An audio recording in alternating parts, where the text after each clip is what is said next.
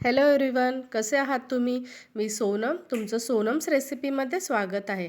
आज आपण बनवणार आहोत पनीर पापड रोल. याच्यासाठी मी घेतलं आहे पनीर.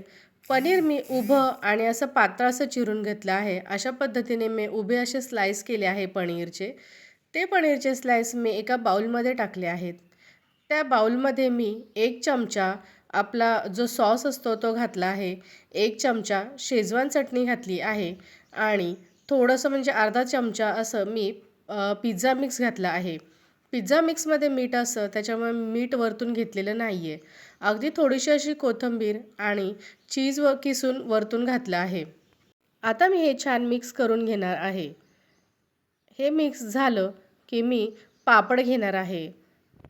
पापड तुम्ही कुठलाही घेऊ शकता. मी पण उडीद पापड घेतलेला आहे आणि तो प्लेटमध्ये असं पाणी घालून थोडासा भिजवून घेतलेला आहे.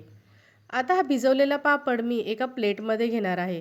पापड अगदी थोडासा भिजवायचा आहे, म्हणजे खूप वेळ पाण्यात नाही ठेवायचा, भिजवून काढायचा आहे.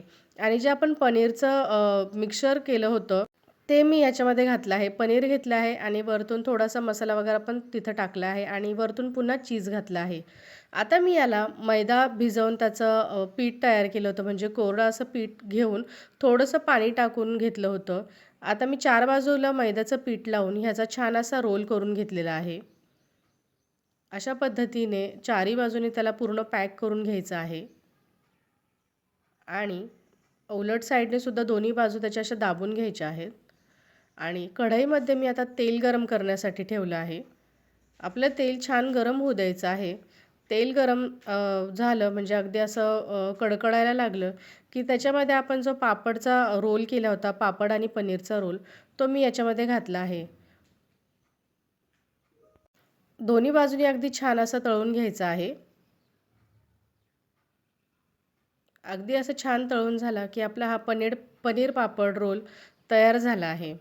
याच्यावर मी चीज किसून घातला आहे आणि आपला हा रोल रेडी झालेला आहे. कशी वाटली तुम्हाला माझी ही पनीर पापड रोलची रेसिपी?